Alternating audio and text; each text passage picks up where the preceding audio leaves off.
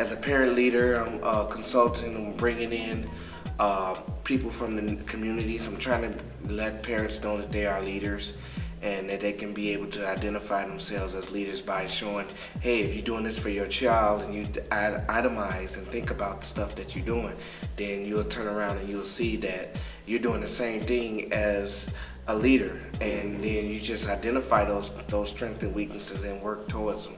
So it's like learn, write your goals, write your dreams, and put them together and write it, like they say, write a vision and make it plain. That's the way I did it, and it's been working.